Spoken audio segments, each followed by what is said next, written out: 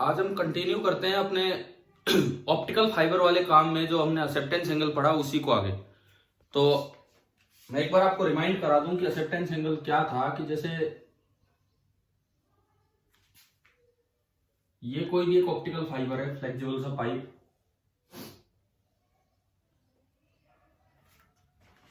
और इसके अंदर एक डेंसर मीडियम है, कोर।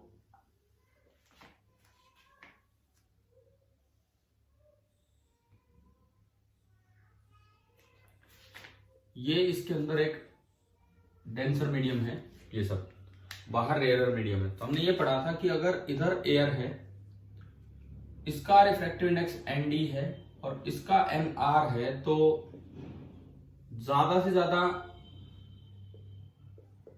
आई जो मैक्सिमम होता उसको हम बोल रहे थे थीटा एक्सेप्टेंस, कि वो रे ये ऑप्टिकल फाइबर एक्सेप्ट कर लेता।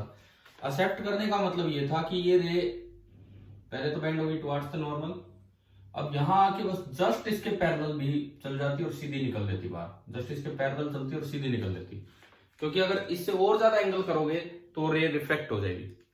हमने ये कल सीखा था यहाँ पे। और इस वक्त ये एंगल 90 था, ये एंगल आई डैश बोला था जो IC हो गया था, और ये R। और हमने एक फॉर्मूला डिफाइन किया था कि ये जो एक्सेप्टेंस एंगल है थीटा A, ये निकल के आया था under root of n denser square minus n rarer square. इतना ध्यान है आप सभी को, पिछली क्लास में प्रूफ हुआ था। जिन्होंने अटेंड किया उन्हें तो ध्यान होगा ये लेक्चर, ठीक है। अब इसका यूज कैसे क्या हो सकता है सुने। मान लो यही क्वेश्चन आ जाए, या ये नहीं, मैं थोड़ा सा इससे अलग देता हूं। सपोज आपको कोर और क्लैडिंग अलग अलग नहीं दे रखे। क्वेश्चन ये है कि ये ऑप्टिकल ट्यूब है, ट्रांसपेरेंट ट्यूब, और इसका रिफ्रैक्टिव इंडेक्स है N, एंड बाहर एयर है। कुछ नहीं दिया होता है तो भी बाहर हम एयर ही मानते हैं, हर तरफ एयर है। इसका निकालना maximum value of acceptance angle क्या होगी। क्या फिर यूं कहें, सवाल कैसे भी आप बन के दे सकते हो। आपसे यूं पूछ ले कि N की रेंज क्या ले कि कोई भी रे आए वो एक्सेप्ट होगी। ये क्वेश्चन ऐसे लिखा जा सकता है, what should be the range of values of n जो आपने लिखा है रिफ्रैक्टिव इंडेक्स, उसकी रेंज क्या हो so that any light ray incident on first plane surface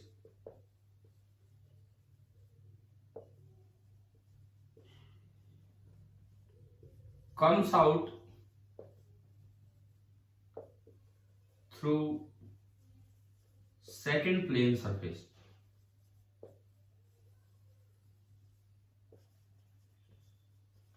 एक प्लेन सरफेस पे जो लाइट रे इंसिडेंट हो वो दूसरे से बाहर निकले, मतलब हर एक रे एक्सेप्ट हो जाए, हर एक रे एक्सेप्ट हो जाए, ये आपको बताना है। क्वेश्चन आ गया ना समझ।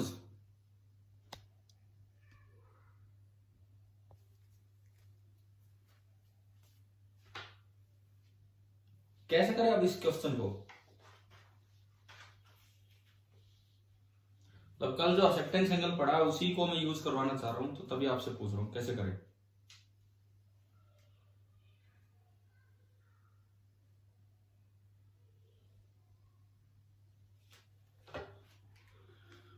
देखो इसमें सवाल में बोला कि हर एक रे एक्सेप्ट हो, इसका मतलब आई कितना ही हो सारे एक्सेप्ट होना चाहिए।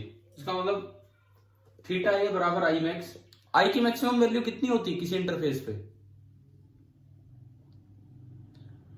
एंगल ऑफ इंसिडेंस की मैक्सिमम वैल्यू कितनी होती है किसी भी इंटरफेस पे।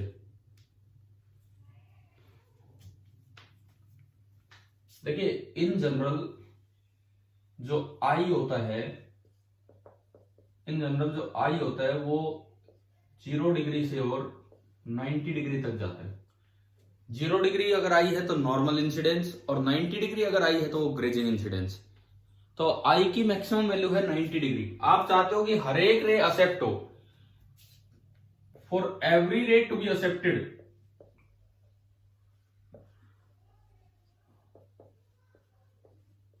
अगर इस ऑप्टिकल फाइबर में हर एक रे एक्सेप्ट हो तो इसका मतलब है कि जो थीटा एक्सेप्टेंस है वो आपका कितना बन जाना चाहिए, 90 डिग्री बन जाना चाहिए। पहले तो ये बताओ, ये पॉइंट आया क्या समझ? देखो अगर थीटा एक्सेप्टेंस 30 डिग्री होता तो मतलब 30 या 30 से कम वाली रे इंसिडेंट होती और 30 से ज्यादा जिसका एंगल ऑफ इंसिडेंस है वो रे बाहर निकल जाती साइड से ही, उधर नहीं निकल पाती। क्वेश्चन बोलता है कि कोई भी रे डाल लो वो सारी बाहर निकलनी चाहिए, तो इसका मतलब थीटा एक्सेप्टेंस जो है वो ही 90 डिग्री हो जाए कि सारी की सारी रे ही एक्सेप्ट हो जाए। बिल्कुल ही 90 होगा वो तो यूं ही निकल गई, नॉर्मल के साथ बिल्कुल 90 हो तो यूं ही चलेगी, वो नहीं तो मतलब वो तो एक एक्सट्रीम केस होगा। लेकिन आपको क्या करना होगा कि एवरी रे टू बी एक्सेप्ट, तो इसके लिए थीटा एक्सेप्टेंस 90 करना होगा। बताओ एक बार, ये पॉइंट आया क्या समझ, ये वाला पॉइंट? ठीक है, तो बस तो अब तो फॉर्मूला लगाना है।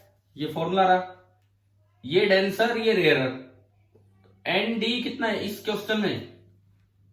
अगर मैं इस सवाल को देखूं तो n denser this is n, n rarer कितना है बाहर, क्लैडिंग एयर दिखा रखी बाहर, इसका मतलब एन रेयरर है 1। तो आप इस फॉर्मूले का यूज करो, इस फॉर्मूले का यूज कीजिए।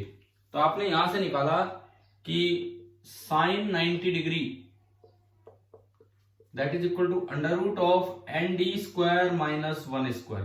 साइन 91 होता है, साइन 91 होता है और दोनों साइड स्क्वायर कर दो तो 1 का स्क्वायर 1 बराबर एन डी स्क्वायर माइनस 1, तो n d square is 2, n d आपका एन है, ये एन डेंसर एन है, तो एन बराबर आ गया अंडर रूट 2। तो मेरे पास एक क्रिटिकल वैल्यू आ गई कि भाई इससे इधर उधर होगा आंसर। अब या तो एन इससे बड़ा होगा या छोटा, उस पर भी आते हैं। पहले आप ये बताओ, ये तरीका दिमाग में आ रहा है? मतलब कल जब फॉर्मूला पढ़ा आज उसको इस तरह से यूज कर रहे हैं कि एक्सेप्टेंस एंगल की रेंज दे दी तो आपसे एन की रेंज पूछिए। पहले तो ये बताइए यहां तक समझ में आया कि नहीं आया, कैसे किया है? अब मुझे बस एक बात बताओ, एन ग्रेटर देन रूट 2 आएगा कि एन लेस देन रूट 2? ठीक है, एन की क्रिटिकल वैल्यू तो आ गई, इसने range of values of n पूछी है। N less than root 2, less than root 2 1 भी है, लेस देन रूट 2 तो 1 भी है। मान लो इसका भी एन 1 होता, अगर इसका भी एन 1 होता तो ये एयर होती। अब कोई भी रे डालोगे तो वो तो सीधी चली जाएगी, क्या वो दूसरे फेज से बाहर निकल रही है? आया क्या समझ में? मैं किस तरह से आपको गलत बता रहा हूं। अगर n लेस देन रूट 2 होता तो मैंने उसमें केस लेके देखा, n1 ले लिया, मतलब ये भी एयर है, पाइप भी एयर की बनी है, फिर तो कोई भी रे डालोगे तो यूं ही बैंड ही नहीं होगी, यही निकल गई, दूसरे फेज पे तो गई नहीं। तो n ग्रेटर देन रूट 2 आएगा कि n लेस देन रूट 2 आएगा?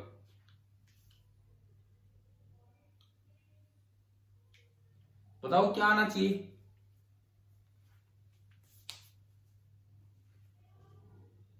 बोलो इसमें किस तरह से range of values of n decide करें ताकि ये आ जाए।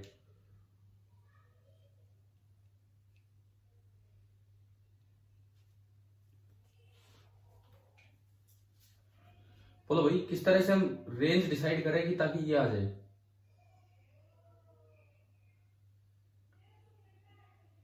देखो जो थीटा एक्सेप्टेंस है, मतलब जो थीटा यहां बनेगा वो या तो 90 डिग्री हो या 90 डिग्री से कम हो, तब जाके बात बनेगी। यहाँ पे जो मैंने अभी तरीका बताया उससे आप सोच ही सकते हो, आप एक वैल्यू लेस देन लेके देखी 1 पे तो बैंड ही नहीं होगी, सीधी निकल जाएगी, तो वो होगा ही नहीं। It means and denser is greater than under root 2। अब इसको इनइक्वालिटी फॉर्म में जस्टिफाई कैसे करें ये सोच के बताओ। पहले तो ये बताओ, ये आ गया समझ में? ग्रेटर देन क्यों बोला है, लेस देन क्यों नहीं बोला है? हाँ भाई बोलो, ये लॉजिक आया क्या समझ, कैसे बोला ये?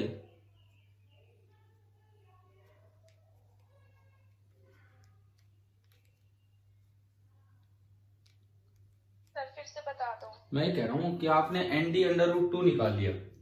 अब ये लेस देन और ग्रेटर देन का तो एक सिंपल लॉजिक है। आप एक बार एक वैल्यू लेस देन लेके देखो, अंडर रूट 2 से छोटा 1 है। मान लो मैंने इसका भी रिफ्रैक्टिव इंडेक्स 1 ले लिया, सपोज मैंने इसका भी रिफ्रैक्टिव इंडेक्स 1 ले लिया, तो ये भी एयर की पाइप है, तो अब कोई भी रे आएगी वो तो बैंड ही नहीं होगी, एयर से एयर बाहर निकल गई। तो क्या ये रे दूसरे एंड से निकली है? No sir. नहीं निकली, इसका मतलब n1 हो नहीं सकता, तो n लेस देन √2 तो आंसर हो ही नहीं सकता है। इसका मतलब दूसरी साइड आंसर होगा, क्योंकि √2 तो एक क्रिटिकल कंडीशन पे आ गया, तो इट मींस आंसर होगा n इज ग्रेटर देन √2। ये तो एक तरीका था कि इनइक्वालिटी फॉर्म में नहीं चल रहे सवाल और आपने ऐसे निकाल लिया, तो लेस देन आंसर लगाए कि ग्रेटर देन, ये था। अब बात ये आती कि कैसे हम इनइक्वालिटी फॉर्म में इसको निकाल के लाएं कि यही बनेगा, ये हम कैसे निकाल के लाएं कि भाई लास्ट में आंसर ही ये निकल जाए। देखो मैं ये चाहता हूं कि आपका लास्ट आंसर ये आए n is greater than √2, it means nd square is greater than 2, it means this is less then 1, तभी तो nd स्क्वायर ग्रेटर देन 2 बनेगा। ठीक है, इसका मतलब ये है कि this is less then sin 90 और nd square minus 1 square this is sin theta, it means sin 90 degree is less than sin theta, it means 90 degree is less than theta। अब मैं ये आपसे पूछना चाह रहा था, ये क्या है, अब सुनो किस तरह से ये सवाल स्टार्ट होगा अगर आपको इनइक्वालिटी फॉर्म में चलना है। अगर आप हर रे को एक्सेप्ट करवाना चाह रहे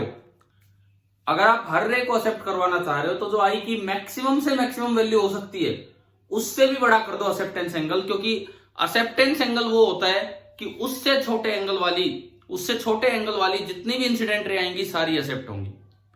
देखो दोबारा सुनो, आप चाहते हो कि हर रे एक्सेप्ट हो, हर एक रे जो यहां एंटर करे वो दूसरी साइड बाहर निकले, तो इसका मतलब थीटा मैक्सिमम आप इतना कर दो, थीटा एक्सेप्टेंस आप इतना कर दो कि जो भी आई की मैक्सिमम पॉसिबल वैल्यू है उससे भी बड़ा, क्योंकि अगर थीटा एक्सेप्टेंस उससे भी बड़ा हो गया तो आई कभी भी थीटा एक्सेप्टेंस से बड़ा नहीं हो पाएगा और आई हमेशा थीटा एक्सेप्टेंस से छोटा रहेगा। अब मैं इसको इनइक्वालिटी फॉर्म में आपको करके दिखाता हूं, वो आप देखिए कैसे ये है। और मैं फिर कहता हूं जिन बच्चों ने पिछला लेक्चर अटेंड नहीं किया है वो ये एक्सेप्टेंस एंगल वाला लेक्चर जरूर अटेंड करें, चाहे इस क्लास के बाद अटेंड करें। देखो अब ये सवाल था इनइक्वालिटी फॉर्म में, आप देखिए आप चाहते हैं कि हर एक रे एक्सेप्ट हो, इस तरह से इनकी रेंज बतानी। तो तरीका क्या है सुनो, for ray to be accepted, ताकि रे दूसरी साइड बाहर निकले, for ray to be accepted i should be less than theta acceptance. अगर i angle of incidence theta acceptance से कम होगा तो वो रे एक्सेप्ट होगी। अब अगर आप चाहते हो कि फॉर एवरी रे टू बी एक्सेप्टेड, अगर आप चाहते हैं कि हर एक रे एक्सेप्ट हो, तो इसका मतलब है कि जो आई की मैक्सिमम वैल्यू है ना वो भी थीटा ए से कम हो। अगर आई की मैक्सिमम वैल्यू भी थीटा ए से कम होगी, तो चाहे आई कितना ही आ जाए हर एक वैल्यू थीटा ए से कम होगी। ये समझ में आया क्या, ये कैसे लिखा है मैंने? अगर आई की मैक्सिमम वैल्यू भी एक्सेप्टेंस एंगल से कम होगी तो आई की कोई वैल्यू ले लो सारी कम होगी, यानी कि हर रे एक्सेप्ट होगी। ठीक है, क्लियर है? बोलो एक बार भाई, इससे ये पॉइंट समझ। देखो मैंने आपको अभी क्वेश्चन करके दिखा दिया, बच्चे अटकते कहां हैं। अगर इनइक्वालिटी में ऑप्शन है इस सवाल में n बराबर √2 निकाल देंगे, एक ऑप्शन n ग्रेटर देन √2, एक n लेस देन √2, तो वहां भी दिक्कत हो जाती है। तो मैं वो आपको ढंग से समझा रहा हूं कि अगर आपने इक्वालिटी में निकाला है तो आंसर कैसे आप टिक करके आएंगे। आपने लेस देन √2 एक 1 लिया और देखा कि उसमें तो रे एक्सेप्ट ही नहीं हो रही है, रे उधर निकल ही नहीं रही, तो n ग्रेटर देन √2। दूसरा प्रॉपर मेथड वो देखो, for ray to be accepted जो एंगल ऑफ इंसिडेंस है वो क्रिटिकल एंगल से ना एक्सेप्टेंस एंगल से कम होना चाहिए। और अगर आप हर रे को एक्सेप्ट करना चाहते हैं तो जो आई की बड़ी से बड़ी वैल्यू है अगर वो भी थीटा एक्सेप्टेंस से छोटी हो जाए तो आई की हर एक वैल्यू छोटी हो जाएगी। और आई मैक्स होता कितना है, आई मैक्सिमम कितना हो सकता है किसी भी सरफेस पे 90 degree, it means 90 degree is less than theta A. दोनों साइड आप साइन ले लो, साइन लेने पे इनइक्वालिटी का सिंबल चेंज नहीं होता है, साइन थीटा ए। आगे बढ़े, साइन 90 होता है 1 एंड साइन थीटा ए का फॉर्मूला होता है √ND² माइनस NR²।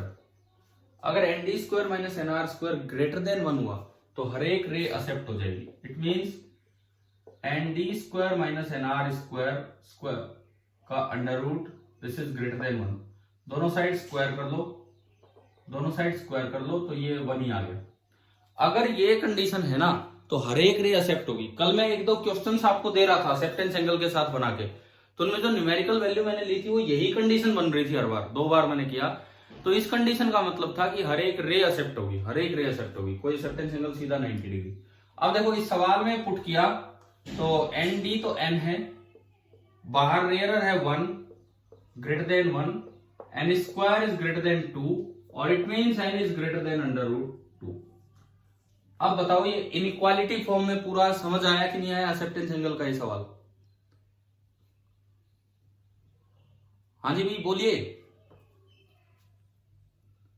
अरे क्लियर है कि अभी कोई डाउट है इन सब में, ये जो हमने किया है?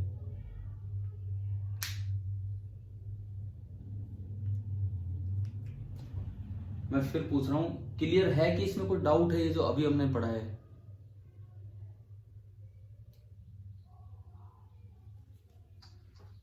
क्लियर है सर। ठीक है। और ये पहले इक्वालिटी फॉर्म में इसलिए करके दिखाया, कई बार मैं कहता हूं क्वेश्चन जब एग्जाम में आता है आप इनइक्वालिटी फॉर्म बना नहीं पाते हो एकदम से, तो आप क्रिटिकल केस पे इक्वल लेके चल लिया करो, वो एक क्रिटिकल वैल्यू आएगी। फिर अगर दोनों ऑप्शन अवेलेबल है ग्रेटर देन लेस देन, तो अपने आप कोई वैल्यू चूज करके देख लिया करो कि इधर की सही है उधर की। इस तरह से भी करने का तरीका होता है। चलो TIR और ये सब चीजें आपको समझ में आ गई होंगी। प्रिज्म पे भी मैंने कल एक सवाल करवाया था कि किस तरह से ये पूछा जाए। अब मैं इसमें TIR का एक अपोजिट यूज बताता हूं कि क्या है। TIR denser to rare light तब होता है कि rare to denser, denser to rare में TIR हो रहा है कि रेयर टू डेंसर?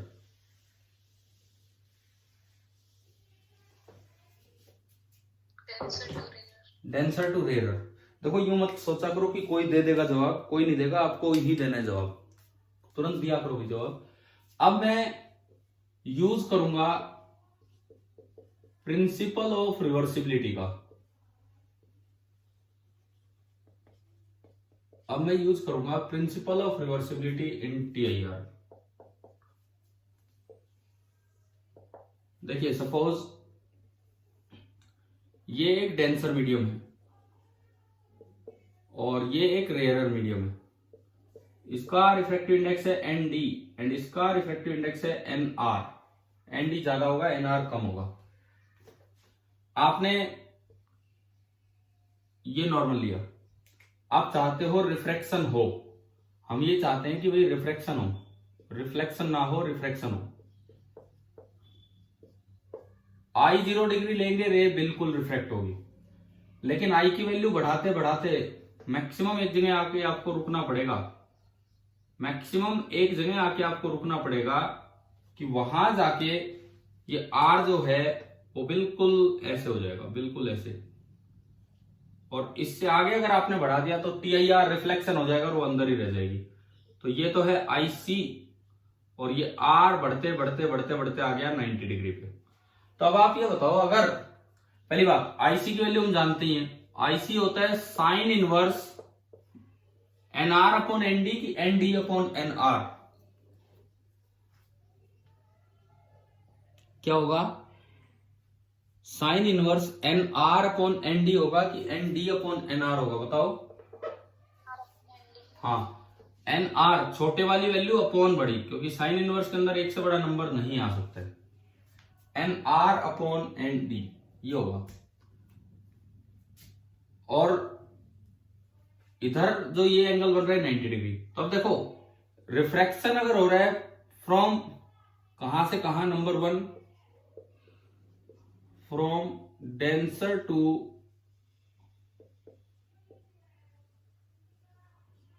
रेयरर, अगर denser to rarer side refraction हो रहा है तो जो I की रेंज है रिफ्रैक्शन के लिए वो है 0 डिग्री से लेके IC तक।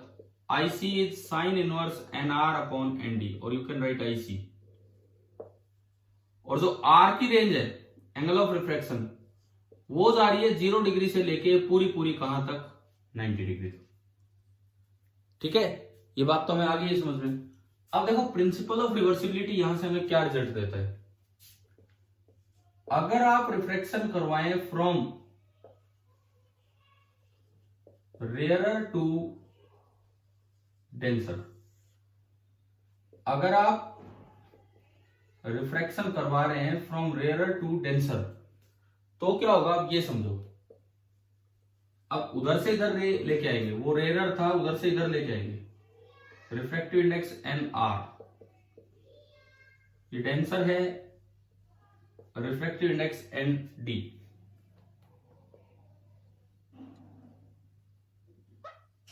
अब देखो बिल्कुल प्रिंसिपल ऑफ रिवर्सिबिलिटी फॉलो होगी। मतलब अगर आप ये लास्ट वाली रे बिल्कुल ऐसे देंगे थोड़ी सी 90 डिग्री से कम पे, तो ये यूं ही जानी। मतलब क्या होगा कि इस बार ये लास्ट बस यहां आते आते ऑलमोस्ट ऐसे हो जाएगी ग्रेजिंग। या यूं हमने बढ़ाया, यूं बढ़ाया, तो आर जो है लास्ट से लास्ट बढ़ते बढ़ते इधर तक आएगा। देखो हो क्या रहा है, सुनो। अब ये आई है और ये आर है। शुरू में जब आप आई 0 डिग्री लेंगे, जब आप 0 डिग्री लेंगे तो रे सीधी निकल जाएगी यूं नीचे, तो आर भी 0 होगा।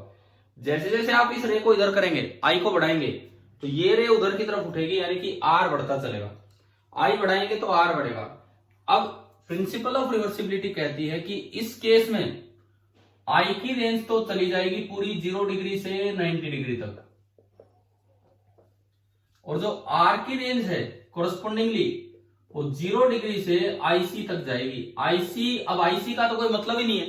क्रिटिकल एंगल वर्ड तो तब यूज करते हैं जब डेंसर टू रेयर जा रही हो, और आईसी की जो वैल्यू थी वो मैंने यहां लिखी, sine inverse n r upon n d. मतलब टीआईआर तो केवल तभी होगा जब डेंसर टू रेयर लाइट जाए, परंतु उसका यूज प्रिंसिपल ऑफ रिवर्सिबिलिटी के थ्रू ये है कि इवन अगर रेयर टू डेंसर लाइट आएगी तो एंगल ऑफ इंसिडेंस पे तो कोई लिमिट नहीं है रिफ्रैक्शन के लिए, लेकिन एंगल ऑफ रिफ्रैक्शन पे लिमिट है कि उसकी maximum value sine inverse n r by n d तक ही जा सकती है। ठीक है, टीआईआर नहीं होगा, यहां वर्ड नाम भी यूज नहीं करना चाहिए टीआईआर, ना क्रिटिकल एंगल यूज करना चाहिए। लेकिन ये हमें रेंज मिल गई। इधर जब थे आई की रेंज थी कि आई बस इतना ही बढ़ सकता है, उसके बाद रे अंदर ही आने लग जाएगी, रिफ्लेक्ट नहीं होगी, रिफ्लेक्ट हो जाएगी। तो आई की रेंज थी लेकिन आर फ्री था, वहां उल्टा क्या है, आई फ्री है लेकिन आर की रेंज आ गई। बताओ ये प्रिंसिपल ऑफ रिवर्सिबिलिटी आया क्या समझ, क्या बताया है? ठीक है, इसको यूज करके देखते हैं, इसको यूज करके देखते हैं कैसे यूज होगा। भाई क्लास के ज्यादातर बच्चे चुप क्यों बैठे रहते हैं? एटलीस्ट मैं ये नहीं कह रहा कि गाने चला दो, मैं ये कह रहा हूं कि भाई मैं पूछता हूं तब कुछ यस नो तो करते रहा करो। देखिए मान लो क्वेश्चन आ जाए, आपको ये दिया है कि इधर कोई मीडियम है, एयर ही है, सपोज एयर रहने दो, इधर एक रेयरर मीडियम है और इधर है एक डेंसर मीडियम। रेयरर मीडियम का जो रिफ्रैक्टिव इंडेक्स है this is 3/2 and denser medium का है 5/2, इस तरह से है। अब आपसे ये पूछा है कि कोई लाइट रे आती है इधर से, ये आपका एंगल आई है, रेयरर टू डेंसर जा रही है, रेयरर टू डेंसर, तो किधर बेंड होगी? रेयरर टू डेंसर जा रही थी, किधर बेंड होगी? टुवार्ड्स द नॉर्मल, तो ये आपका है angle r, towards the normal, तो ये आपका एंगल आर होगा। रेयरर टू डेंसर जा रही थी टुवार्ड्स द नॉर्मल, ये आपका एंगल आर है। अगर ये बिल्कुल सीधी होती तो सीधी निकल जाती, अब इसको बढ़ाओगे तो आर बढ़ता चलेगा। तो इस सवाल में बस यूं पूछ लिया आपसे कि व्हाट कैन बी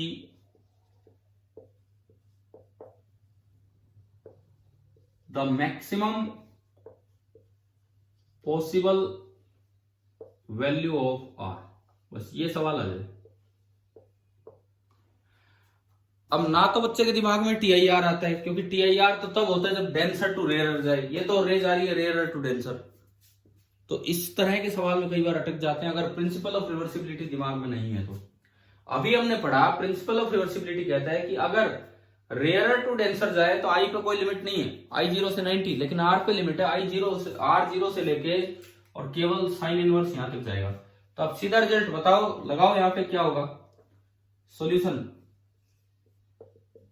जो वो वाला रिजल्ट हमने बनाया उससे आर मैक्स कितना निकल के आ रहा है, बताओ यहां से कितना आ रहा है, sine inverse of n r upon n d, देख के बताओ कितना बन रहा है। अरे बोलो 3/5। साइन थीटा 3/5 किस एंगल के लिए होता है, साइन थीटा 3/5 किस एंगल के लिए होता है, 37। तो इसका मतलब मेरे पास एक लिमिट आ गई कि भाई आर की मैक्सिमम वैल्यू 37 डिग्री जा सकती है। तो पूरी रेंज अगर मैं लिखूं कि आई जा सकता है 0 से 90, तो उसके कोरस्पॉन्डिंगली जो आर जाएगा वो जाएगा 0 से और 37 डिग्री। तो अभी आप बताओ कैसे, देखो छोटे छोटे कॉन्सेप्ट्स कहां अप्लाई हो जाते हैं। प्रिंसिपल ऑफ रिवर्सिबिलिटी जो शुरू में पढ़ा, ऑप्टिक शुरू किए जब, वो यहां ऐसे यूज हो सकता है। कोई टीआईआर नहीं, रेयर टू डेंसर जा रही है, लेकिन फिर भी उसी पे बेस सवाल हो गया। आया ना समझ, आगे ये वाला कॉन्सेप्ट भी ठीक है। अब प्रिज्म में टीआईआर ये पढ़ेंगे प्रिज्म के टाइम। प्रिज्म जो हम पहले एक बार रिफ्रैक्शन, लेंस वेंस और ब्रॉड सरफेस ये पूरा करके फिर प्रिज्म पे रिफ्रैक्शन पे चलेंगे थर्ड पार्ट में, तो उसी में हम कर रहे होंगे। तो अब मैं कुछ टीआईआर से आगे बढ़ता हूं। अच्छा, एक आपकी बुक में से करने को एक क्वेश्चन दे रहा हूं आपको, एनसीईआरटी टेक्स्ट बुक से, ऑप्टिकल फाइबर पे, रे ऑप्टिक्स वाले चैप्टर में question number 17 page number 347, NCERT page number 347,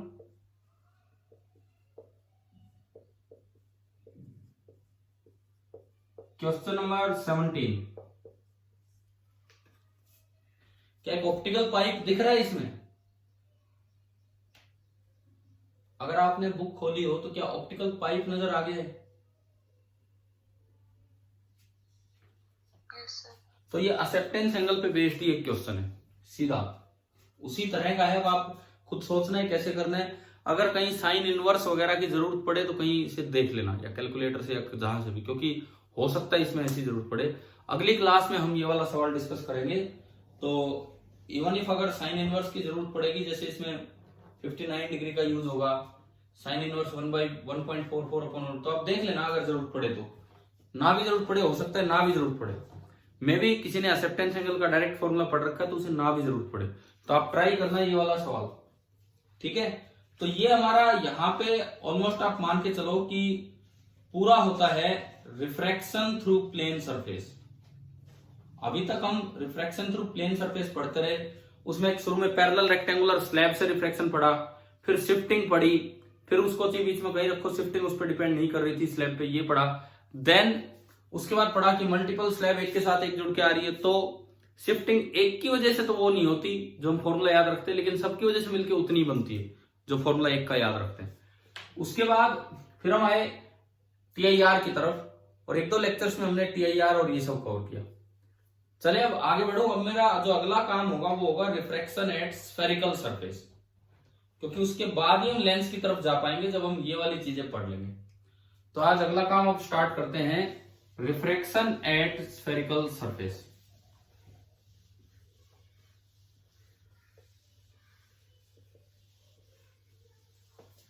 जिस बच्चे ने भी पिछला लेक्चर अटेंड नहीं किया है वो पहले देख ले, नहीं तो उसे एक्सेप्टेंस एंगल में ही दिक्कत होगी कि क्या चल रहा था। देखो, जो हमारा अगला टॉपिक है that is the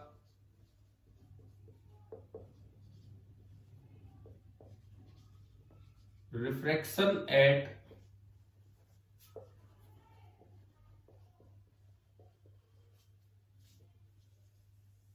spherical surfaces. Spherical surface पे रिफ्लेक्शन। अब स्फेरिकल मिरर नहीं है, दो ट्रांसपेरेंट मीडिया होंगे, मीडियम इधर उधर, और उनके बीच में जो सरफेस है, सेपरेटिंग सरफेस जो इंटरफेस है, वो स्फेरिकल होगा। कैसा? देखो, जैसे मान लो ये एक इंटरफेस है, इससे इधर एक मीडियम है, इससे इधर दूसरा मीडियम है, ट्रांसपेरेंट है दोनों। जैसे ग्लास हो, हार्ड ग्लास, और उसके बाहर पानी भरा हो, हार्ड ग्लास हो उसके बाहर पानी भरा हो, तो लाइट आएगी तो आगे जाएगी। तो ये है रिफ्रैक्शन एट स्फेरिकल सरफेस। या फिर ये ऐसे भी हो सकता है, शेप तो कैसी भी हो सकती है स्फेरिकल वाली, ये वाली शेप हो, मीडियम 1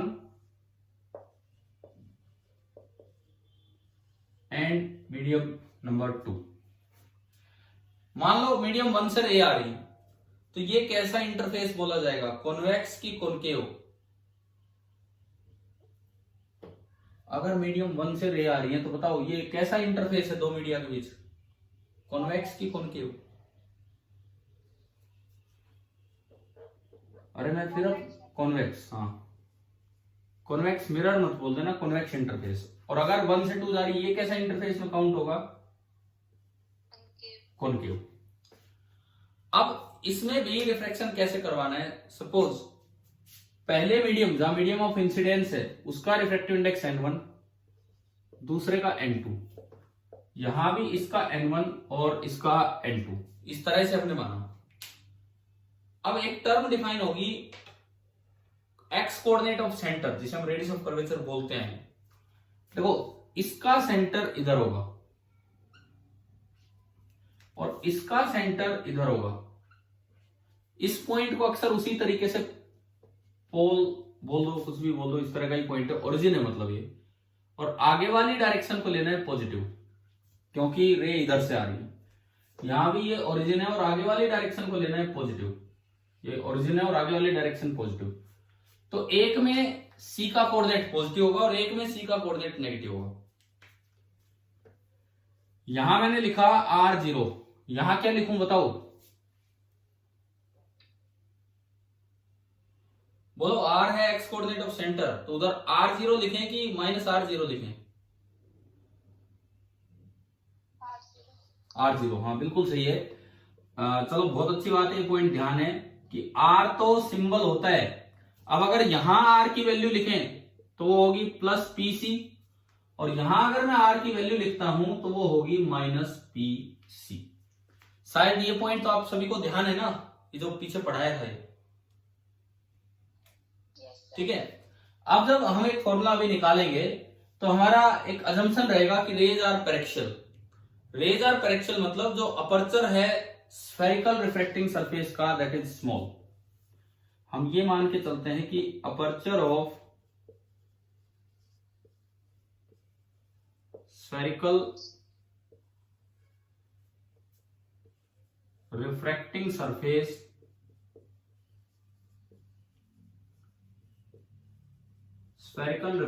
सरफेस इज स्मॉल।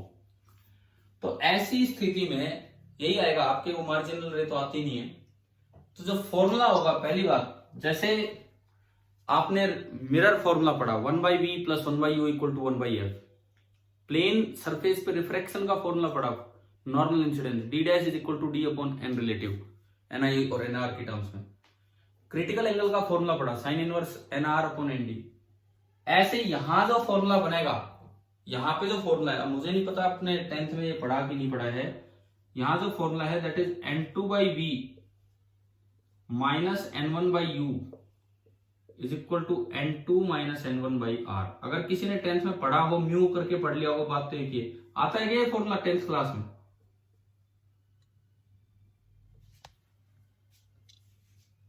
देखो refraction at spherical surface proof अभी कर लेंगे। सबसे पहले मैंने आपको फॉर्मूला बताया, n2 दूसरी साइड वाले मीडियम का रिफ्रैक्टिव इंडेक्स बाई v, जो आप निकालेंगे कि इमेज कहां बनेगी, n1 पहली साइड के मीडियम का रिफ्रैक्टिव इंडेक्स बाई u, मतलब ऑब्जेक्ट कहां है।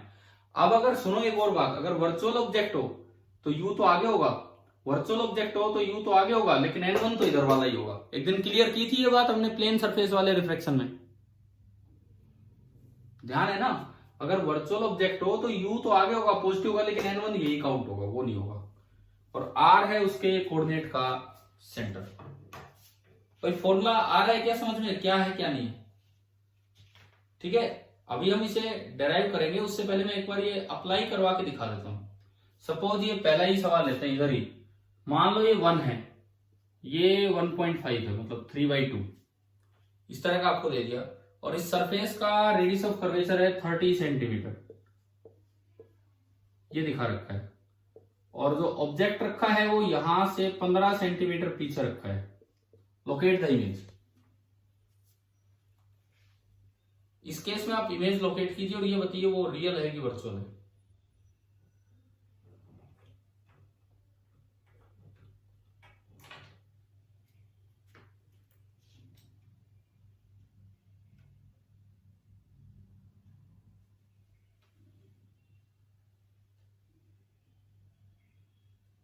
वी कितना आ रहा है? वी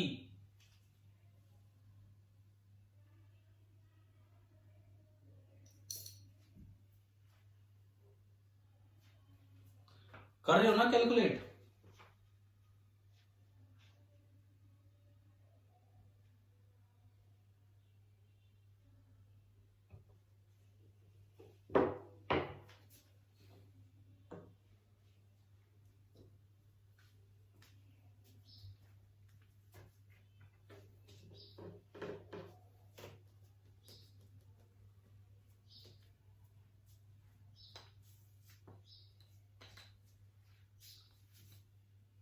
हाँ जी, वी कितना है? अब काफी टाइम हो गया।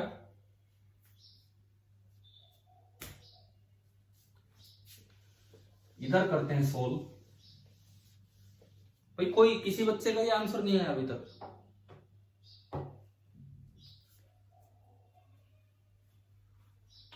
देखो N2 बोलो, चलो मैं करवाता हूं, आप बोलिए N2 कितना है इस सवाल में, इस क्वेश्चन में N2 1.5। 1.5। एक रियल ऑब्जेक्ट उधर रखा है, वर्चुअल ऑब्जेक्ट नहीं। बाई बी माइनस, ये फॉर्मूले का माइनस है। N1 कितना है? 1 बाई यू, यू कितना है? माइनस हाँ -15 is equal to N2 minus N1। वो चीज नेगेटिव हो तो नेगेटिव हो, पॉजिटिव हो तो पॉजिटिव। N2 माइनस N1 कितना? 0.5 अपॉन R। R कितना है? 30। प्लस का 30। R है प्लस का 30। तो मैंने यार ये कहा कि इससे V निकाल दो, बस ये बोल रहा था मैं। इससे V कितना आ रहा है कैलकुलेट करने पे?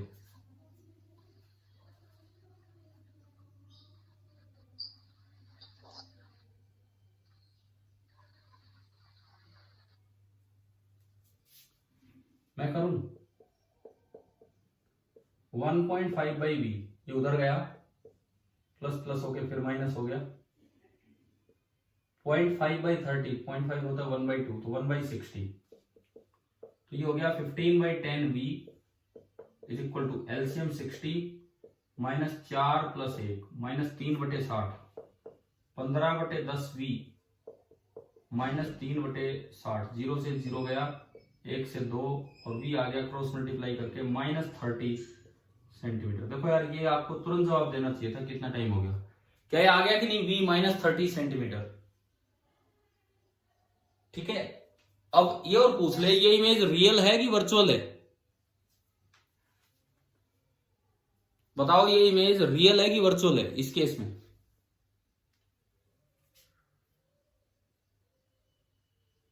यार पूरा सोच विचार करके बताते हो, बताओ।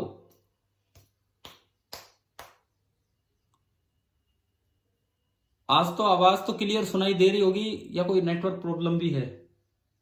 ठीक है सर आज। तो फिर बताओ कितना है, ये रियल इमेज है कि वर्चुअल इमेज है? भाई वी पॉजिटिव आया कि नेगेटिव आया? नेगेटिव। तो नेगेटिव का मतलब इमेज इधर बनी, और ये मिरर थोड़ी जो रिफ्लेक्ट होकर इधर आए। रे तो आगे निकल गई होंगी, रे तो आगे गई होंगी जहां भी गई होंगी, और फिर भी वो आगे नहीं मिल रही, इधर मिल रही है। तो मतलब वो इमेज रियल है कि वर्चुअल है? रियल। ये रे मैं कह रहा हूं आगे मिल ही नहीं पाई, तो आपको पीछे बढ़ा के मिलानी पड़ी जहां इमेज। तो ये रियल इमेज में काउंट होगी कि वर्चुअल इमेज में काउंट होगी? वर्चुअल। रियल इमेज वो होती है जहां असल में रेज मिलती हैं, और वर्चुअल इमेज वो होती है जहां आपको रे बढ़ा के मिलानी होती है। ठीक है, डिफरेंस ध्यान में रखो। मिरर के केस में अगर V नेगेटिव आए तो रियल इमेज है, V पॉजिटिव आए तो वर्चुअल इमेज है।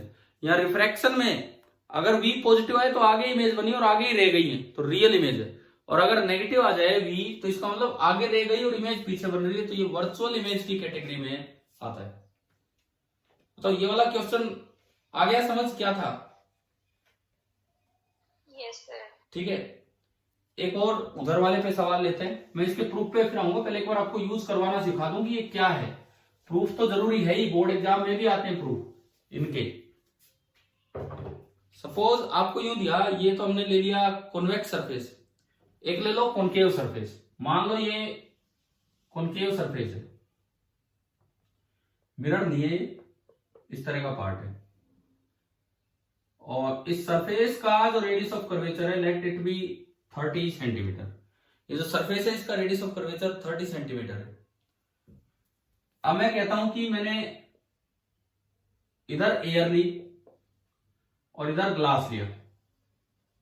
एयर का रिफ्रैक्टिव इंडेक्स 1, ग्लास का 3/2, रेडियस 20 कर रहा हूं। मैंने ऑब्जेक्ट यहां रखा है, यहां से 20 सेंटीमीटर दूर। अब बताओ इमेज कहां बनेगी? Find the position of image. एक बार फॉर्मूला लगा के निकालो। फॉर्मूले में ढंग से वैल्यूज पुट करके सारा कैलकुलेट कीजिए।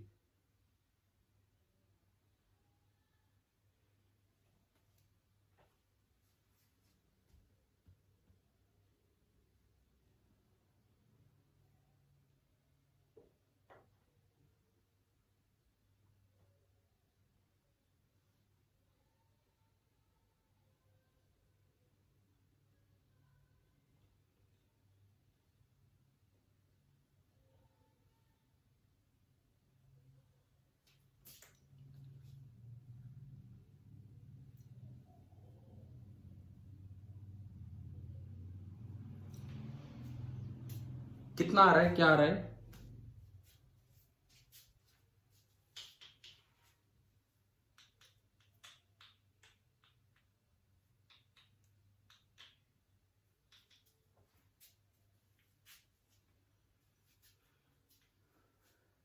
अच्छा बताओ, इसमें N1 कितना? बोलते चलो। 1। N2 कितना? मैं ही बोल देता हूँ, 3/2। U कितना? U -20। और R कितना?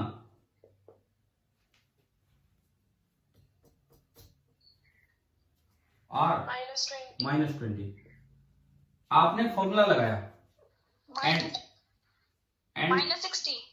देखते हैं भाई, देखते हैं, सुनो। N2/V आपने फॉर्मूला लगाया, N2/V माइनस N1/U। U कितना है? -20 is equal to N2 - N1 is 1/2 and divide by R is -20। 3/2V, ये वैल्यू तो पुट करनी आ गई ना सभी ने? किस तरह से देखिए, ये प्लस 1/20 है तो उधर जाके हो गया -1/20, और ये माइनस का है 1/40। तो अगर मैं इसको सिंप्लीफाई करूं तो 3/2V is equal to, LCM आया 40 -2 एंड -1, तो वो हो गया -3। आपने इसको सीधा किया तो 2V/3 इज इक्वल टू -40/3। 3 से 3 गया तो V कितना आ गया?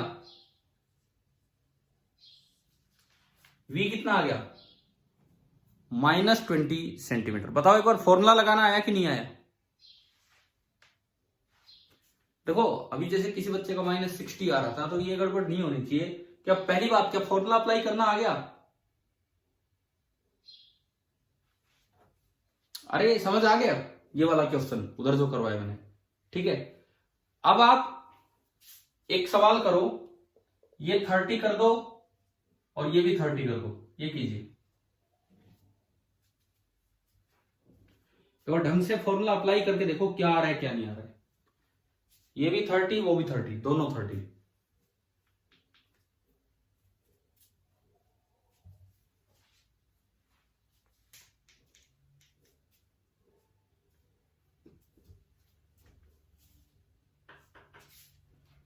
फर्क क्या होगा? U हो गया -30 एंड R भी हो गया -30। फॉर्मूले में रखा तो N2/V - N1/U, this is -30 and are जो है वो यहाँ पे फिर से 30। तो ये आया, ये उधर जाके माइनस का 1/30 और वो बैठा है 60। आपने इधर तो 3/2 भी है, उधर एलसीएम ले लिया 60, -2 -1 तो ऊपर -3 आ गया। -3 से ये आपने सीधा किया तो it is coming out to be 60/3। 3 से 3 गया और 2 से गया तो v आ गया -30। मतलब हो क्या रहा है, आपको क्या चीज नजर आ रही है बताओ। मैंने 2 सवाल करवा दिए थोड़े थोड़े चेंज करके। इन दोनों क्वेश्चंस में कॉमन बात क्या थी ये बताओ।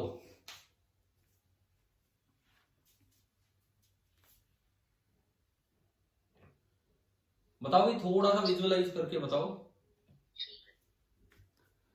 दोनों क्वेश्चंस में जहां ऑब्जेक्ट है वही इमेज बन रही है ना। ऐसा क्यों हो रहा है? क्या ये ऑब्जेक्ट सेंटर ऑफ कर्वेचर पे नहीं बिठा रखा हमने इन दोनों सवालों में? जब वो 20 लिया तो ये 20 लिया, जब वो 30 लिया तो ये 30 लिया। तो आप बताओ क्या ऑब्जेक्ट सेंटर ऑफ कर्वेचर पे है ना? Yes sir. इट मींस कोई भी रे ऑब्जेक्ट से जाएगी तो वो नॉर्मली इंसिडेंट रे, क्योंकि नॉर्मल भी ये है, और नॉर्मली इंसिडेंट रे सीधी रिफ्लेक्ट हो जाती है विदाउट डेविएशन। तो अगर ये 20 ये 20 या ये 30 ये 30 तो इमेज यही बनेगी। और ये रियल इमेज होगी कि वर्चुअल इमेज होगी? ये इमेज रियल होगी कि वर्चुअल होगी? वी नेगेटिव आ रहा है कि वी पॉजिटिव आ रहा है? नेगेटिव। तो इसका मतलब क्या है, रे तो आगे निकल गई, रे तो आगे निकल के आगे तो मिल ही नहीं रही, तो हमें पीछे बढ़ा के मिलानी पड़ी। तो कैसी इमेज है, कौन सी कैटेगरी की इमेज है? वर्चुअल। लेकिन पिछले सवाल में आप लोगों ने जैसे, ये तो ठीक है मैं उसके बाद आया, इतना टाइम लगाया और फिर भी 1-2 आंसर गलत आ रहे थे, कोई 60 के आसपास जा रहा था, कोई कुछ। क्या अगर हम डायरेक्ट विजुलाइज कर जाएं तो बिना कैलकुलेशन, क्योंकि हो सकता है कैलकुलेशन में कहीं गलती हो जाए माइनस प्लस की, क्या बिना कैलकुलेशन डायरेक्ट जवाब नहीं आ जाएगा इस सवाल का? हमें अगर दिख जाए कि जितना जहां इसका सेंटर है वहीं ऑब्जेक्ट रखा है, तो क्या आपको कोई फॉर्मूला लगाने की जरूरत पड़ेगी उसके बाद? नहीं। मतलब ये ध्यान रखना, अगर इन स्फेरिकल इंटरफेसेस वाले क्वेश्चंस में बाय चांस ऑब्जेक्ट वहीं बैठा हो जिधर सरफेस का सेंटर हो, तो आपको कोई फॉर्मूला नहीं लगाना है, आप बोल दो वहीं इमेज है। पर ये ध्यान रखना ऐसा ना हो सेंटर उधर है, इधर 30 पे बैठा है, सेंटर उधर 30 पे, तो फिर यूं मत बोलना कि वहीं बनेगी। ठीक है भाई, ये 2-3 सवाल आए क्या समझ में यहां तक? ठीक है, चलिए प्रूफ पे चलने से पहले एक और सवाल, क्योंकि फिर तो प्रूफ तो करना ही है, पर उससे पहले मैं आपको फॉर्मूला यूज करना सिखा रहा हूं कि कैसे करना होता है। सपोज ये वाली इंटरफेस है और इधर से रेज आनी है। मैंने कभी एक सवाल कॉन्वेक्स का लिया, फिर 2 कॉन्केव के, अगेन एक कॉन्वेक्स में हम आ गए। सपोज इधर एयर है और इधर ग्लास है, वही सेम सिचुएशन, रिफ्रैक्टिव इंडेक्स ये 1 और ये 3/2। अब सवाल मेरा ये है कि ऑब्जेक्ट को मैं कितनी दूर रखूं, where should the object be placed.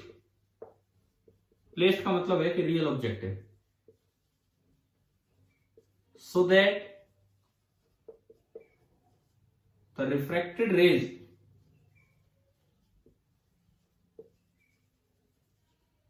Become parallel, ताकि रिफ्रैक्टेड रे एक दूसरे के पैरेलल हो जाए।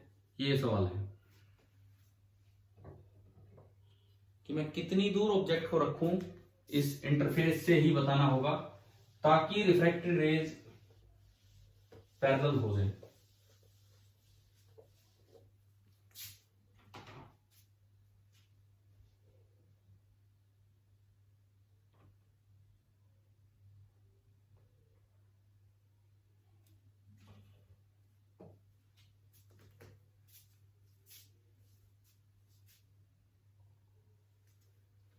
इसका डायग्राम सोचिए आप क्या होगा। यहां कहीं ऑब्जेक्ट रखा, मान लो मैंने ऑब्जेक्ट डी डिस्टेंस दूर रख दिया, तो जो रेज आनी है वो आफ्टर रिफ्रैक्शन पैरेलल हो जानी है। ये बनेगा इसका डायग्राम। अब यहां कोई फोकस जैसी चीज तो होती नहीं है, कि कोई मिरर तुम पढ़ नहीं रहे, तो आपको UV N1 N2 सोचना है। बताओ N1 कितना इस क्वेश्चन के लिए, N1 कितना?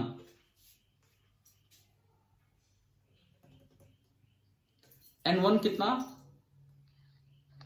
1। N2 3/2। तो N2 माइनस N1 पहले निकाल लो, पुट तो करना ही है, वो आ गया 1/2। अब मैं UV और R पे आता हूं। U कितना इस डायग्राम के अकॉर्डिंग? U कितना? हाँ जी, इस डायग्राम के अकॉर्डिंग U कितना है? -D। मुझे वो D निकालना है। D तो एक पॉजिटिव है, D तो एक नंबर डिस्टेंस है, लेकिन U की वैल्यू -D। V कितना?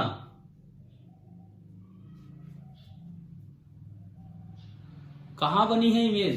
पैरेलल रे कहां मिलती हैं? -D। ये पिछला सवाल थोड़ी चल रहा है कि वही इमेज बनेगी। अगर वही इमेज बनती तब तक पैरेलल रे, एक बच्चे ने सही बताया, इंफिनिटी पे मिलेगी, तो V टेंड्स टू इंफिनिटी। और अगर V टेंड्स टू इंफिनिटी है तो 1/V कितना हो जाएगा? 0। ठीक है। R कितना है इसका? R radius of curvature. ये जो भी आपकी सरफेस है, अच्छा नहीं लिखा मैंने कहीं, 20 मान लो। रेडियस ऑफ कर्वेचर इसका मान लो 20 सेंटीमीटर है। तो अब बताओ R की वैल्यू कितनी? +20 की -20? R की वैल्यू कितनी होगी? ये है ये, इसके लिए अरे बोला करो भाई, प्लस का 20 लगाओ, अपना एक फॉर्मूला लगाओ और उससे D की वैल्यू बताओ कितनी आ रही।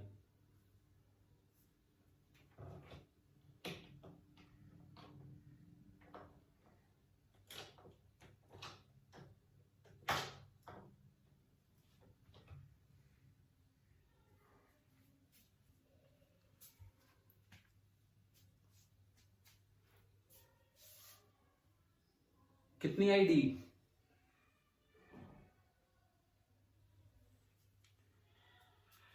N2/V 3/2 इंटू इंफिनिटी, ये तो खत्म, 0।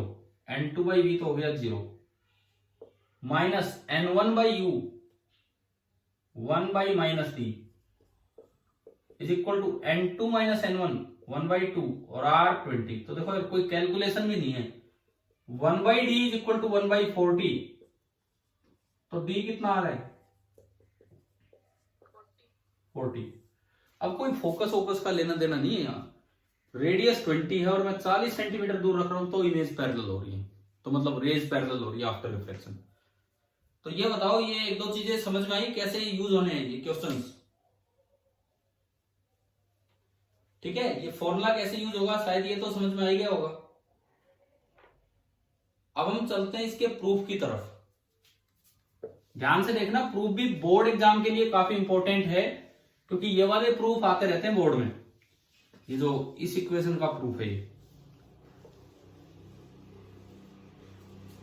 अब इवन बोर्ड में ना कंडीशन के साथ आता है ये प्रूफ। मैं आपको बताऊं, सीबीएसई एग्जाम में कंडीशन के साथ ये प्रूफ आता है। जैसे मान लो यूं दे दे कि भाई रिफ्रैक्शन करवाना है rare to denser medium, surface है कॉन्वेक्स और रियल इमेज बनानी है। क्या क्या बोल दिया? Refraction from rare to denser, कैसी इंटरफेस पे? कॉन्वेक्स इंटरफेस पे। एंड आपसे बोला है कि रियल इमेज फॉर्मेशन। इसके लिए बोलेगा कि आप वो फॉर्मूला प्रूव करके दिखाएं। फॉर्मूला सबके लिए सेम होगा, फॉर्मूला सबके लिए सेम होगा, ये कंडीशन चेंज होती रहेंगी। देखो कितने हो जाएंगे। रियल की जगह क्या हो सकता है? रियल की जगह वर्चुअल, तो ये केस डबल हो गया। कॉन्वेक्स की जगह क्या हो सकता है? कॉनकेव, एक बार वहां से डबल हो गया। रेयर टू डेंसर की जगह क्या होता है? डेंस। आपके सीबीएसई बोर्ड एग्जाम में ये प्रूफ बड़े कॉमन हैं इन फॉर्मुलों के, N2/V minus N1/U equal to N2 minus N1/R। लेकिन कुछ कंडीशंस के साथ आ जाते हैं, जैसे लिखा हो कि भाई ये प्रूव करके दिखाओ, डायग्राम बना के और प्रूव करके कि from rare to denser medium जा रही है, इंटरफेस कॉन्वेक्स है और रियल इमेज बनी है। तो इतनी बातों का ध्यान रखते हुए तो यूं देखे तो कई केस हो गए, कभी वर्चुअल इमेज आ जाए या कॉन्वेक्स की जगह कॉनकेव आ जाए या रेयर टू डेंसर की जगह डेंसर टू रेयरर आ जाए, तो ऐसे कोई सा भी केस आ सकता है। तो ऐसे में सबसे पहले तो अपना डायग्राम सही बनाना होगा, और मैं एक में जो प्रूफ करके दिखाऊंगा, हर एक में आप उन्हीं कन्वेंशंस का अल्फा बीटा गामा यूज करते चलो, उसी तरीके से प्रूफ होगा, बिल्कुल उसी तरीके से। जैसे आपने मिरर इक्वेशन कॉन्वेक्स के लिए या कॉनकेव के लिए एक के लिए प्रूव कर दो, दूसरे के लिए भी सेम होती है, बिल्कुल सेम वही बात है। तो देखते हैं इसमें क्या होगा। सबसे पहले इसने बोला सरफेस दी है मुझे कॉन्वेक्स, तो मैंने कॉन्वेक्स सरफेस बना दी, ये आपने कॉन्वेक्स इंटरफेस बना दिया इस तरह का। उसका सेंटर कहीं लोकेट कर लो, जहां भी उसका सेंटर होगा, ये हमने बोल दिया कि ये उसका सेंटर पॉइंट है सी। अब उसके बाद बोला है refraction from rarer to denser, यानी कि इधर तो लेना है रेयरर मीडियम और इधर आपको लेना है डेंसर मीडियम, ये मतलब है। ऑब्जेक्ट हमें नहीं पता कहां रखना है, कहीं भी रखो आप, ऑब्जेक्ट का कोऑर्डिनेट u0। अब देखो एक रे तो हमेशा अलोंग द प्रिंसिपल एक्सिस बना दो, एक रे तो हमेशा अलोंग द प्रिंसिपल एक्सिस बना दो, ये नॉर्मली इंसिडेंट होती है तो ये सीधी ही निकल जानी, इसमें तो कोई डाउट ही नहीं। दूसरी रे आप ऑब्लिक इंसिडेंस लीजिए, पैरेक्शियल रे तो स्मॉल एंगल पे ही होगी। अब देखो इसका रिफ्रैक्शन कैसे होगा, सबसे पहले आप बनाओ नॉर्मल कैसे बनेगा इंटरफेस पे, सेंटर को ज्वाइन करते हुए। अब क्वेश्चन में बोला गया, प्रूफ करवाने के लिए आपसे बोला गया कि रेयरर टू डेंसर जाओ, तो किधर बेंड होगी, टुवार्ड्स द नॉर्मल कि away from the normal? Towards. पहला प्रूफ बड़ा इंपॉर्टेंट आपके लिए, क्योंकि अगले मैं आपसे करवाऊंगा, मैं अलग अलग केसेस दे दूंगा, इसके लिए करो इसके लिए करो, तो वो आप करेंगे। सेम इक्वेशन सेम चलेगी, जो इसमें चलना है अल्फा बीटा गामा एंगल मानेंगे, बिल्कुल सेम मानना, उस डायग्राम में चेंज होगा और कुछ प्लस माइनस में, लेकिन लास्ट फॉर्मूला सेम आएगा। तो आपने बताया कि रेयरर टू डेंसर जा रही है तो टुवार्ड्स द नॉर्मल ये बेंड होगी। अब देखो टुवार्ड्स द नॉर्मल में भी दो केस हैं, एक तो आप इतना बेंड करो, ये भी टुवार्ड्स द नॉर्मल है। अब क्या ये दो रे आगे मिली हैं, अब क्या ये दो रे आगे मिलेगी अगर ये इतना बेंड किया तो मैंने, भाई बेंड तो ये भी टुवार्ड्स द नॉर्मल ही हुई है, इधर जा रही थी और इधर मुड़ी, लेकिन क्या अब ये दो रिफ्रैक्टेड रे आगे मिलेंगी कहीं? नहीं मिलेंगी। तो वो कौन सी इमेज फॉर्मेशन हो जाएगी, वो कौन सा केस हो जाएगा? रियल इमेज की बजाय वो कौन सा हो जाएगा? Virtual image formation. तो वो आपका होमवर्क है, समझ में आ गया? मैं एक केस करवा रहा हूं ये वाला, बिल्कुल इसके कोरस्पॉन्डिंग दूसरा केस वर्चुअल इमेज फॉर्मेशन, उसका डायग्राम कुछ ऐसा बना के, वो आपका होमवर्क रहेगा, ये आपको ट्राई करना है ढंग से। लेकिन फिलहाल में बोला है रियल इमेज फॉर्मेशन, तो ये थोड़ी ज्यादा बेंड होगी, ये कुछ ज्यादा बेंड होगी, और मान लिया हमने कि ये यूं हुई। जहां ये दोनों रे जाके मिलेंगी, दरअसल वो आपकी इमेज है जिसका कोऑर्डिनेट हम बोलते हैं v, ये सेंटर है जिसका कोऑर्डिनेट हम बोल देते हैं r। पहले तो आप बताओ क्या रे डायग्राम क्लियर हो गया? ये पोल जिसको ओरिजिन बोल दिया करते थे, हाँ भाई रे डायग्राम क्लियर है कि इसकी इमेज कैसे वहां बनी। अब ये सारी कंडीशन सेटिस्फाई होगी, रेयरर टू डेंसर है तभी टुवार्ड्स द नॉर्मल बेंड हुई, कॉन्वेक्स इंटरफेस है और रियल इमेज फॉर्मेशन है। अब इसके बाद मुझे फॉर्मूले की तरफ जाना है कि भाई फॉर्मूला कैसे प्रूव करें।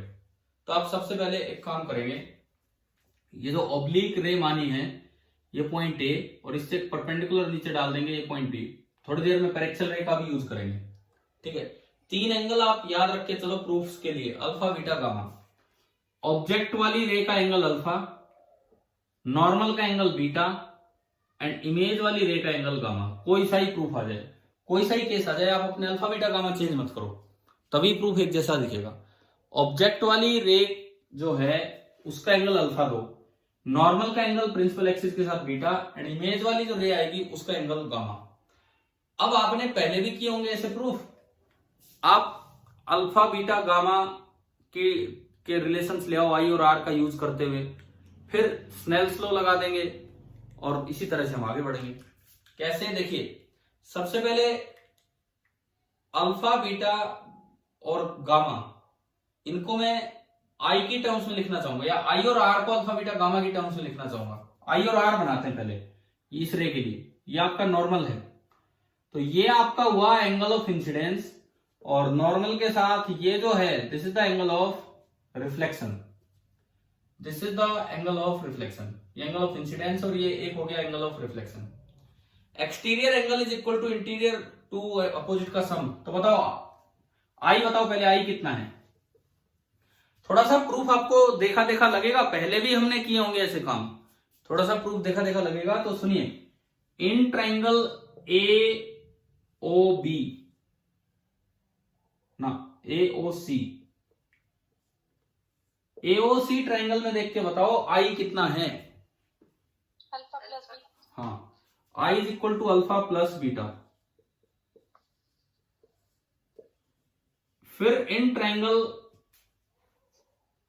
AIC, इसमें देख के बताओ कि आर कितना है।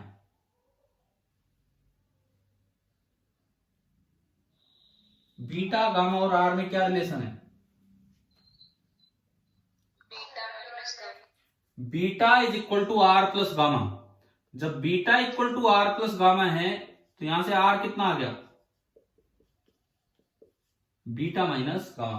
देखो हर एक प्रूफ में आपको ये करना है और हर एक प्रूफ ट्राई करना है, ऐसा नहीं कि बस ठीक है एक कर लिया, पता नहीं बोर्ड एग्जाम में कौन सा प्रूफ आ जाए। तो आपको हर एक प्रूफ जो मैं कहूंगा वो ट्राई करना है। अल्फा बीटा गामा यही लेने हैं, पहला स्टेप यही होगा, आई और आर लेके आओ in terms of alpha beta gamma according to that diagram, कि उस केस में क्या डायग्राम बना है। चलो पहला केस हो गया। उसके बाद आप स्नेल्स लॉ लगा दो ए पे। ए पे आपने स्नेल्स लॉ लगाया, बोलिए क्या इक्वेशन बनेगी ए पे स्नेल्स लॉ की? स्टार्ट हो जाया करो इतनी देर में। इधर का रिफ्रैक्टिव इंडेक्स n1 बोलते हैं फॉर्मूले में और इधर का n2। बोलो ए पे equation.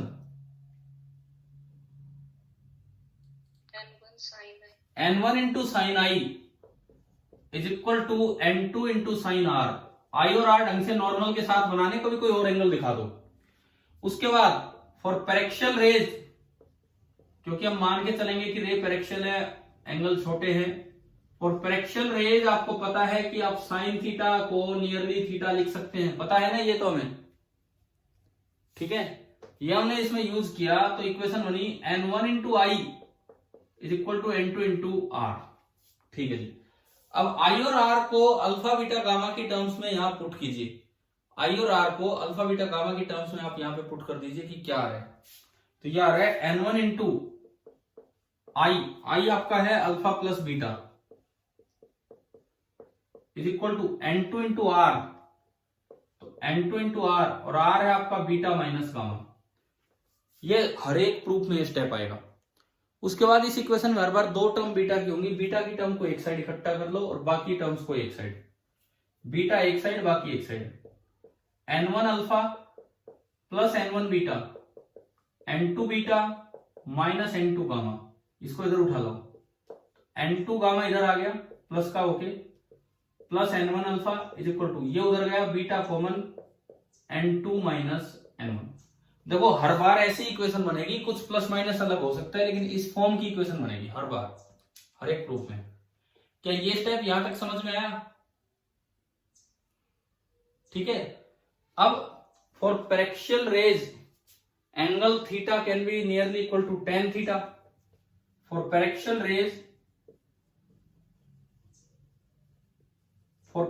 Raise tan theta is nearly equal to theta. तो आप इनका यूज करके अल्फा बीटा गामा निकालो यूजिंग tan अल्फा कितना होगा? ट्राइंगल ABO, यहां लिखता हूं ट्राइंगल ABO। एक ट्राइंगल हम देखेंगे ABC और एक ट्राइंगल देखेंगे ABI। Triangle ABO, ABC, ABI हर बार हर प्रूफ में यही नाम आने हैं ट्राइंगल्स के, हर एक प्रूफ में ये के नाम आने हैं ट्राइंगल्स के। इन्हीं तीन ट्राइंगल्स में हम ये देखते चलेंगे। तो देखिए ABO ट्राइंगल में tan अल्फा बोलो कितना है? ABO ट्राइंगल में tan अल्फा, जिसको आप अल्फा ही बोल सकते हैं, ये हो गया AB बाई BO। ऐसे ही दूसरी ट्राइंगल में tan बीटा कितना होगा? जिसको आप बीटा बोल देंगे, AB अपॉन BI ना BC। A B upon B C. Similarly tan gamma कितना होगा, टेन गामा जिसको आप गामा बोल देंगे, A B upon B I. मैं कहता हूं अगर आप इस तरह नाम लिखते हो ना, आपको ट्रायंगल देखने की भी जरूरत नहीं है। एक A B upon B O, एक A B upon B C, एक A B upon B I. समझ में आया ना यहां तक? ठीक है, तीनों वैल्यूज इसमें पुट की आपने, तीनों वैल्यूज इसमें पुट की। N2 into A B upon gamma मतलब B I plus N1 into alpha, alpha object वाला था तो A B upon B O बराबर बीटा, बीटा की जगह क्या था, A B upon B C into N2 minus N1। A B common आके कैंसिल हो गया। अब आपको ध्यान होना चाहिए, एक प्रूफ में हमने बताया था कि अगर आप इस रे को पैरेक्सल मानते हो तो ये बी पॉइंट पी के बहुत पास मिलेगा, तो बी पॉइंट की जगह पी पॉइंट लिख सकते हो। आप ये बताओ कुछ ऐसा याद आ रहा है कि इस तरह की चीजें पहले भी यूज की हमने, है ना? तो वही सब सेम चल रहा है, बी की जगह पी। और ये बोर्ड के ना अच्छे क्वेश्चंस में काउंट हो जाते हैं ये वाले प्रूफ, क्योंकि कारण क्या है, इसमें कंडीशन के साथ आता है भाई, इसको आप प्रूव करके दिखाओ। तो बच्चा एक रट के चला जाएगा तो बाकी होना कोई जरूरी नहीं है, आप समझ के चलो। तो ये बना N2 upon P I plus N1 upon P O is equal to N2 minus N1 upon P C. सबको पी से लिखो, सीपी मत लिखो, ओपी मत लिखो, फिर खुद ही कंफ्यूज होगे। अब पी आई, पी ओ और पी सी कोऑर्डिनेट्स की टर्म्स में देखिए, कोऑर्डिनेट की टर्म्स में यहां देखो, यहां पे पीओ की वैल्यू कितनी है, यू की वैल्यू कितनी है, यू की वैल्यू पीओ या माइनस पीओ, यू कितना है, पीओ या minus PO, minus PO. It means अगर पीओ मुझे लिखना हो तो माइनस यू हो गया, तो पीओ की जगह तो आ जाएगा माइनस यू। तो ये आखिरी स्टेप चल रहा है N1 upon minus you. P I उधर देखो उस साइड, ये उधर की तरफ है तो V पॉजिटिव है, तो V is equal to P I. तो पी आई की जगह आपने लिख दिया V, तो N2 by v plus N1 upon minus u is equal to P C कितना है, R की वैल्यू पॉजिटिव है तो R को आप लिख सकते हैं PC, तो PC की जगह R आ गया N2 minus N1 upon R। ये माइनस इधर एडजस्ट कर दो तो N2 by v minus N1 by u is equal to N2 minus N1 upon R। आप बताओ क्या ये समझ में आया कि नहीं आया, कैसे किया है भाई? प्रूफ आ गया समझ किस तरह से प्रूव हुआ है? ठीक है, अब इसके बाद बात आती है कि अगर कोई और केस आ जाए तो चेंज कितना होगा, बस मैं उस पर ध्यान दूं, थोड़ा सा अगर उस चीज पे ध्यान दूं। मैं एक बार ये स्टेप्स रिपीट कर देता हूं ताकि आपको समझ में याद हो जाए, याद करने में ये चीजें आसान है। एक रे डायरेक्ट नॉर्मल इंसिडेंट बनाई, एक ऑब्लिक इंसिडेंस वाली रे बनाई। अब एंगल फिक्स रखो, अल्फा ऑब्जेक्ट वाली लाइन का, बीटा नॉर्मल का और गामा इमेज वाली लाइन का। ये ए बी, ये अपना याद कर लो ताकि हर बार सिमेट्री बने। ऑब्लिक वाली रे पे स्नेल्स लॉ लगाओ, पैरेक्सल रे का यूज करके आई साइन आई को आई, साइन आर को आर, आई और आर ज्योमेट्री से अल्फा बीटा गामा की टर्म्स में लिख लो। उससे क्या होगा, बीटा की टर्म एक साइड कर लो और गामा और अल्फा एक साइड। फिर क्या होगा, पैरेक्सल रे है तो छोटी छोटी तीन ट्रायंगल्स बनेंगे, उनसे टेन थीटा से थीटा निकाल के अल्फा बीटा गामा वापस पुट कर दो और लास्ट में कोऑर्डिनेट्स में उन्हें रिलेट कर दो, तो ये फॉर्मूला आ जाएगा। अब मैं जो आपको होमवर्क के लिए बोल रहा था, क्योंकि बोर्ड पे है तो यहीं पे देख ही लेते हैं ना। सपोज यही चीज आ जाए और रियल इमेज की बजाय लिखा होता वर्चुअल इमेज फॉर्मेशन, आंसर तो सेम आना है लास्ट, लेकिन इस तरह का प्रूफ आपसे मांग लिया जाए वर्चुअल इमेज फॉर्मेशन। अब क्या करें, क्या डिफरेंस क्या है बताओ, डायग्राम में क्या डिफरेंस है? ये जो रे यहां मुड़ के पहुंची है ये यहां नहीं पहुंचेगी, ये रे जो यहां मुड़ के आई थी ये यहां नहीं आएगी। इसी में चेंज देखो, अब आप मुड़े तो की टुवार्ड्स द नॉर्मल तो मुड़ेगी, पर बस इतना ही बैंड होगी कि आगे तो फैलती हुई ही नजर आए। अगर हम इसको दिखाएं, देखो इसी में समझ लो क्या चेंज है।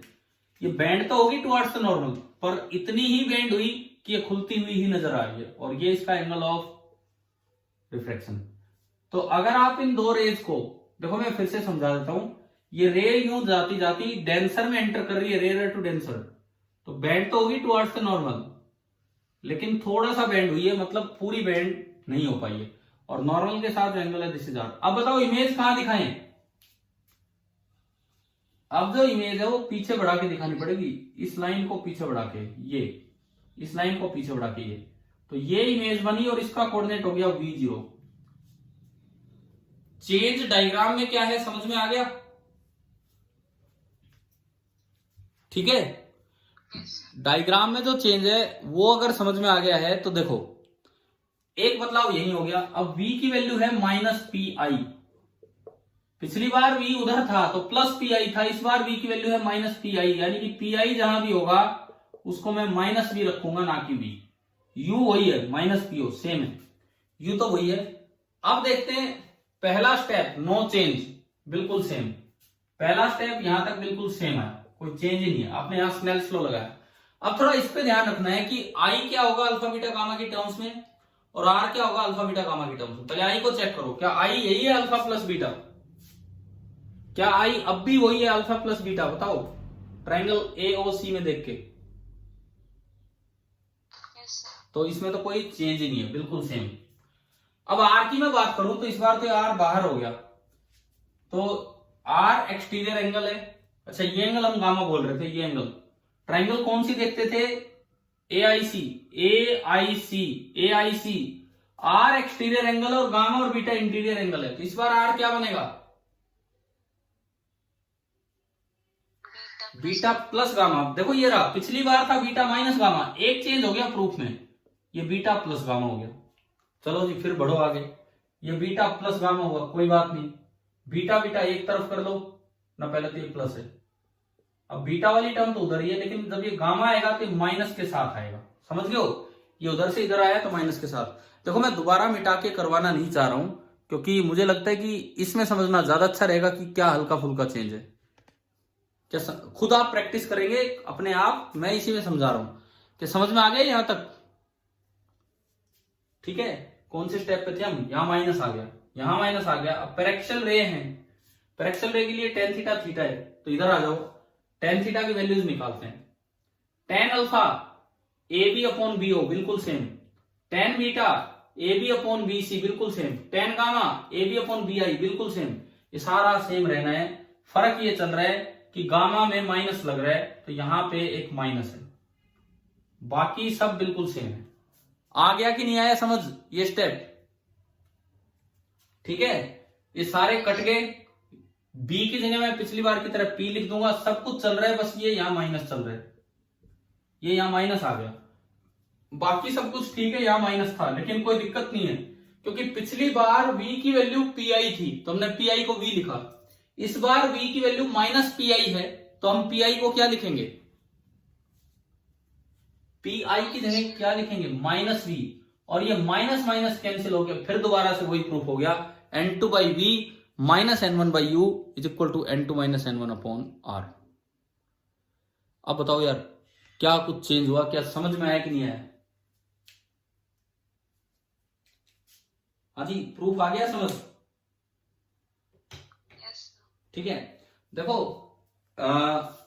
आपको प्रैक्टिस करनी है इस चीज की, क्योंकि एग्जाम में एक प्रूफ आएगा कोई अगर आ गया तो, और आप दूसरा करिए, फाइनल आंसर तो सेम आएगा लेकिन आपका डायग्राम गलत है, आपने अल्फा बीटा गामा रट रखे हैं, उनकी वैल्यू वो है, इसमें तो कुछ और बन रहा है, वो माइनस माइनस लास्ट में जाके एडजस्ट हो गया, परंतु नंबर तो नहीं मिलेंगे फिर बोर्ड पेपर में अगर ऐसे गलत करके आओगे तो तीसरा नंबर सुनो आप क्या होगा। मैंने एक बार तो यहाँ रियल का वर्चुअल, वर्चुअल का रियल कर दिया, अब अगली बार मैं रेयरर टू डेंसर की जगह, रेयरर टू डेंसर की जगह मैं चेंज कर रहा हूं, तीसरे नंबर का प्रूफ चल रहा है, denser to rarer, rare to denser की जगह मैं डेंसर टू रेयर चल रहा हूं, फिर हो सकता है कॉन्वेक्स की जगह कॉनकेव हो जाए, इस तरह से है ये प्रूफ।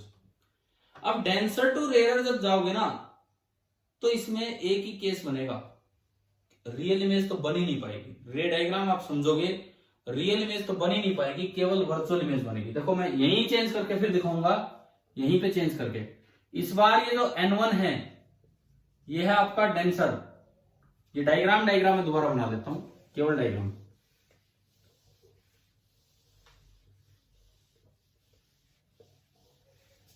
देखिए ये प्रिंसिपल एक्सिस, सरफेस हुई है कॉन्वेक्स, लेकिन इस बार इधर डेंसर है N1 और N2 रेयर है, ये ज्यादा है ये कम है। ऑब्जेक्ट सपोज कीजिए यहां कहीं रखा है पिछली बार की तरह, और सेंटर इसका इधर होगा। ऑब्जेक्ट का कोऑर्डिनेट U0, सेंटर का कोऑर्डिनेट R0, ये P है, तो आपको दिख रहा होगा U तो -PO है और R जो है वो +PC होगा, है ना। अब देखो इसमें ना रियल इमेज बनी नहीं पाएगी, यहां पे तो वर्चुअल इमेज बनेगी। कैसे देखते हैं, आपने एक रे ली नॉर्मल इंसिडेंट, सीधी गई सीधी निकल गई। दूसरी रे आप ऑब्लिक इंसिडेंस करवाते हैं, ये यहां पे आपने नॉर्मल बनाया, यहां पे आपने नॉर्मल बनाया। अब बताओ ये रे जब बाहर निकलेगी तो टुवार्ड्स द नॉर्मल बैंड होगी कि अवे फ्रॉम द नॉर्मल? इस केस में बोलो भाई, अवे फ्रॉम द नॉर्मल, तो डेफिनेटली फैलनी है। अवे फ्रॉम द नॉर्मल जाएगी तो चांस ही नहीं है कि ये दोनों मिले। क्या ये मिल सकते हैं? चाहे थोड़ा बैंड हो चाहे ज्यादा बैंड हो, ये तो मिल ही नहीं सकते आगे। तो श्योर है कि इमेज कैसी बनेगी, रियल की वर्चुअल? वर्चुअल। तो इसमें एक ही केस आएगा। तो हमने ये पीछे की तरफ कर दिया यूं, और ये आपकी बन गई इमेज, ये आपकी बनी है इमेज, ठीक है। और इसका कोऑर्डिनेट हो गया V0, V की वैल्यू -PI। अब पिछली बार की तरह ही अल्फा बीटा गामा बताओ। अल्फा कौन सा एंगल बोला था हमने, ऑब्जेक्ट वाला? बीटा, बीटा कौन सा एंगल बोला था बताओ, बोलो। इमेज वाला कि नॉर्मल वाला? नॉर्मल। तो सेंट्रल लाइन के साथ ही बीटा, और गामा माना था इमेज वाला। इनको चेंज मत करो, इस पॉइंट को A ही रखो, ये परपेंडिकुलर डालो, इस पॉइंट को B ही रखो। अब I और R दिखाओ ऊपर, देखो स्टेप याद हो जाएंगे आपको। ये नॉर्मल है, नॉर्मल के साथ इंसिडेंस रे का एंगल I और नॉर्मल के साथ रिफ्रैक्टेड रे का एंगल है R। अब देखो कितनी जल्दी ये भी प्रूफ हो जाना है, कितनी जल्दी ये प्रूफ हो जाना है। सबसे पहली बात, क्या स्नेल्स लॉ में कोई चेंज आना है?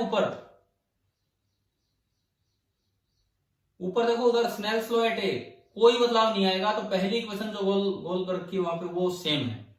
ये तो आ गया ना आपको समझ में, ठीक है। अब बात ये है कि I और R कितना होगा, वो देखो आप।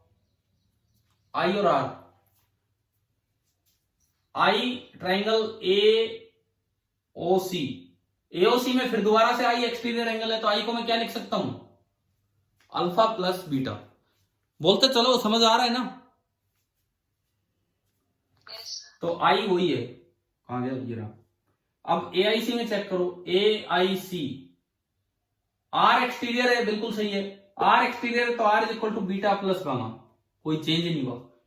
दोनों इक्वेशंस में से कोई चेंज नहीं हुआ इनमें, दोनों को उठा के उसमें पुट कीजिए, ये इक्वेशन बिल्कुल सेम। तो अगला स्टेप भी बिल्कुल सेम, उससे अगला स्टेप भी बिल्कुल सेम, और फॉर पैरेक्सियल रेज उससे अगला स्टेप भी बिल्कुल सेम। तो यहां तक तो मुझे लगता है सेम ही आ गया।